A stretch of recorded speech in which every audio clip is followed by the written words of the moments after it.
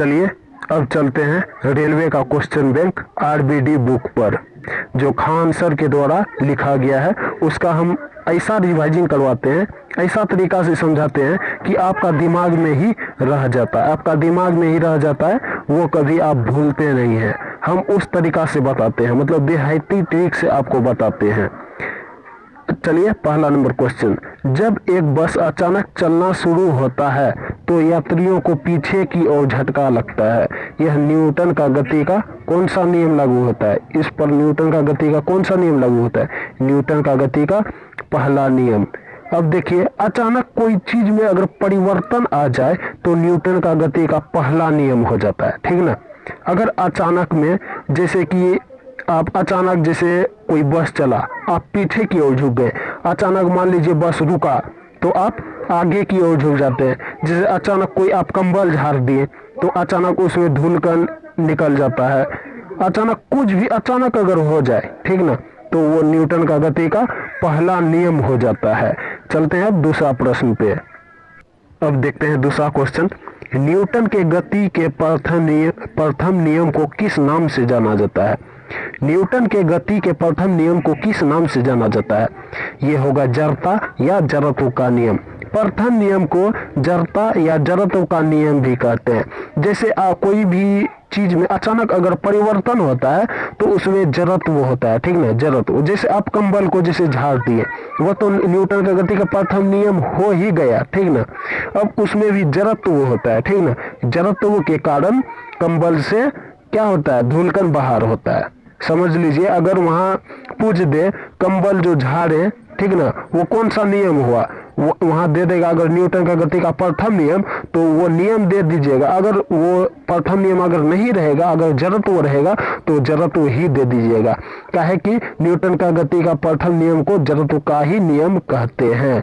अब तीसरा क्वेश्चन देखिए, गति का प्रसिद्ध नियम किसने दिया था? न्यूटन ने। गति का प्रसिद्ध नियम किसने दिया था? न्यूटन ने। न्यूटन ने ही गति का तीन भाग किया, प्रथम नियम, द्वितीय नियम और तृतीय नियम। और इसे मान लीजिए पूछ देगा जड़त्व का नियम किसने दिया था? न्यूटन ने ही होगा। काहे कि प्रथम नियम में ही क्या आ गया? जड़त्व का नियम। न्यूटन जब गति का खोज किया, उसका जो है क्या होगा? प्रथम नियम को ही जड़त्व का नियम कहा जाता है। जड़त्व का भी नियम किसने दिया था? न्यूटन ने ही। तो चलते हैं चौथा नंबर क्वेश्चन पे। अब चलते हैं चौथा नंबर प्रश्न पे, जड़त्व का नियम किसने दिया था? क्या होगा? न्यूटन ने। अब पांचवा क्वेश्चन देखिए, किसी स्थिर वस्तु का स्थिर रहने या गतिशील वस्तु का उसी गति में रहने की प्रक्रिया कहलाती है जड़त्व का नियम। मान लीजिए अगर कोई वस्तु स्थिर है, ठीक ना, स्थिर है या गतिशील है, ठीक ना, उसमें अगर कोई परिवर्तन आ जाता है, ठीक, कोई परिवर्तन आ जाता है तो वहां क्या करता है? जड़त्व का नियम कार्य करता है। इसमें क्या हो जाएगा?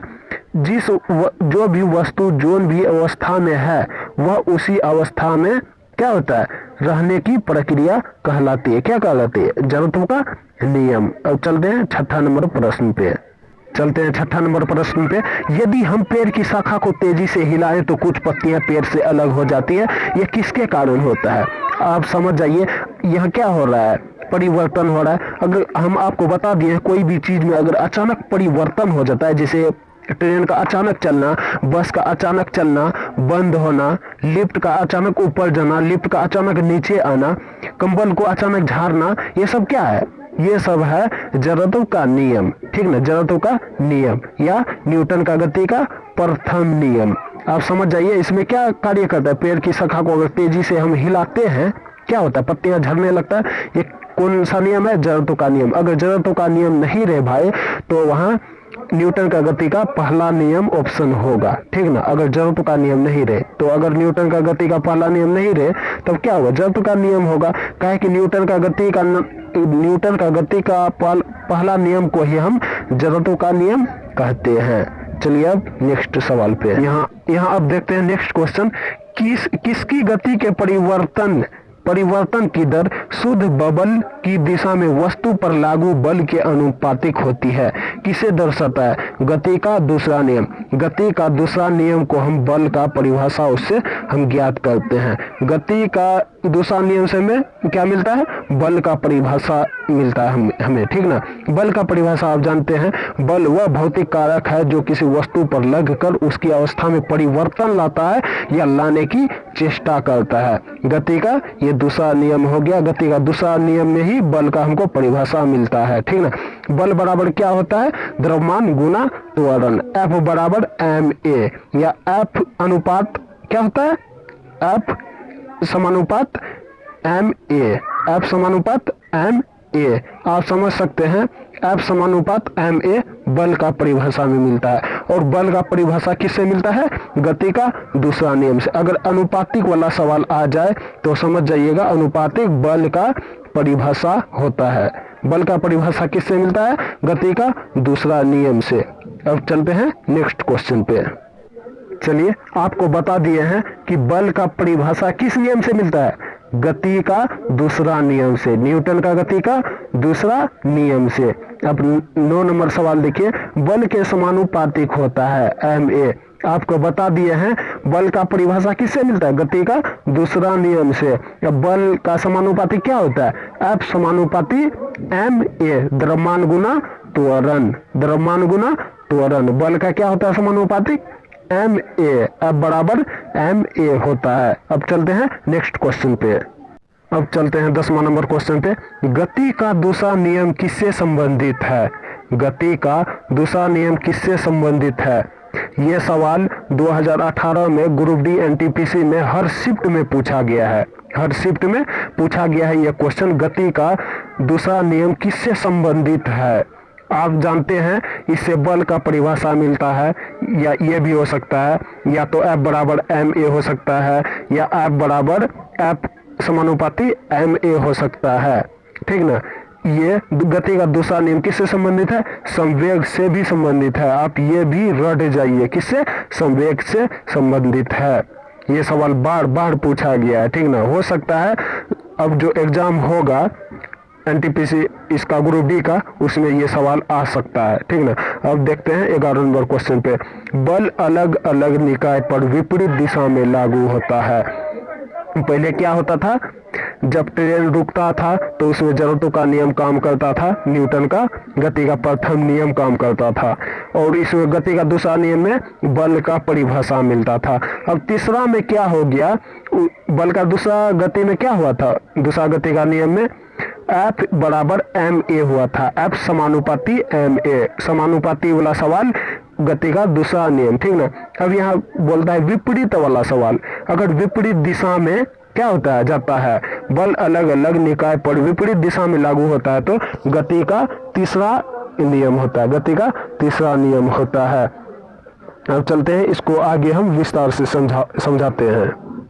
अब देखिए 12 नंबर क्वेश्चन पे, बंदूक चलाते समय बंदूक पीछे की ओर झटका देते हैं, किस नियम पर, गति के तीसरा नियम पर। आपको हम बता दिए कि इसमें विपरीत कार्य करता है। जिसे हम बंदूक छोड़ेंगे, जैसे हम बंदूक को छोड़ेंगे तो गोली तो जाएगा ही तेजी गति से, ठीक ना, तेजी गति से जाएगा ही, और बंदूक को भी पीछे ठेलेगा, क्या करेगा, बंदूक को भी पीछे झटका देगा। ये गति का तीसरा नियम है। जिसे हम नाव से कूदते हैं, ठीक ना, नाव से कूदने पर नाव पीछे की ओर चले जाता है, थोड़ा जाता है पीछे की ओर, तो वो भी क्या हो गया, गति का तीसरा नियम का है कि जो विपरीत दिशा में गति करे, तो हम नाव से कूदेंगे, हम आगे की ओर गति करेंगे और नाव पीछे की ओर धक्का लग के चले जाएगा। ये गति का तीसरा नियम है। जैसे रॉकेट को हम लॉन्च करके उड़ाते हैं, ठीक ना, रॉकेट को हम उड़ाते हैं, वो भी क्या करता है, विपरीत दिशा में बल को त्वरित करता है, विपरीत दिशा में बल क्या करता है, बल लगाता है, और तब ही वो आगे जाता है। ये सब जो है विपरीत दिशा में, जैसे हम दीवार में गेंद फेंके, दीवार में गेंद फेंके, उधर से गेंद क्या हुआ, आया तेजी गति से, दीवार को भी बल लगा, दीवार को भी बल लगा गेंद को फेंकने में। ये सब क्या है, गति का तीसरा नियम है। न्यूटन का गति का कौन सा नियम है, तीसरा नियम। चलते हैं अब नेक्स्ट सवाल पे। अब चलते हैं 14 नंबर सवाल पे।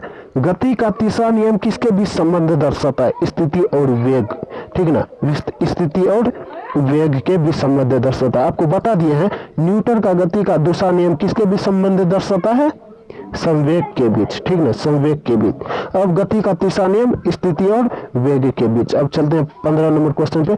जब दो समान बल विपरीत दिशा में स्थानांतरित होती है तो बल द्वारा किया गया कार्य होगा। आपको हम बता दिए हैं, जब कोई दो व्यक्ति, ठीक ना, दो व्यक्ति आमने सामने लड़ने के लिए आ जाता है, यह क्या कहता है, विपरीत दिशा में, ठीक ना, विपरीत दिशा मतलब दोनों आमने सामने जब एक ही रेखा में लड़ने के लिए आता है तो दोनों काम छोड़ के लड़ने के लिए आता है, काम क्या होगा उसका, शून्य होगा, ठीक ना, शून्य होगा। आपको हम बता दिए हैं, बल और विस्थापन का उदाहरण लेके बताए थे, पीछे हम पढ़ा दिए हैं पार्ट 1 में, ठीक ना, कि जैसे कि बल और विस्थापन क्या होता है, दोनों साथ मिलकर काम करता है तो धनात्मक होगा, और क्या होगा, धनात्मक होगा, और उसका कार्य क्या होगा, शून्य नहीं होगा, उसका कार्य ऊपर चढ़ा हुआ रहता है, ठीक ना। अब वही आ जाए, अगर विस्थापन खड़ा है, बल कार्य कर रहा है तो क्या होगा, बल द्वारा कार्य नहीं होगा, कार्य की शून्य होगा, ठीक ना, ताकि एक का देखो उसी दूसरे को भी खड़ा हो जाता है। अब यहाँ देखते हैं कि बल और विस्थापन दोनों कार्य नहीं कर रहा है, दोनों क्या होता है, विपरीत दिशा से आ रहा है, दोनों लड़ने के लिए, यहाँ क्या होगा, नकारात्मक होगा।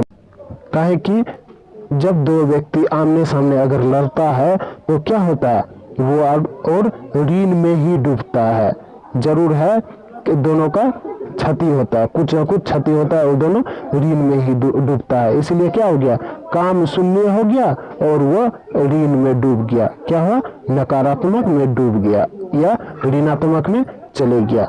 आपको अगर मेरा ये ट्रिक वाला वीडियो अगर अच्छा लगा होगा भाई तो लाइक जरूर कीजिएगा और कमेंट करके बताइएगा मेरा वीडियो आपको कैसा लगा।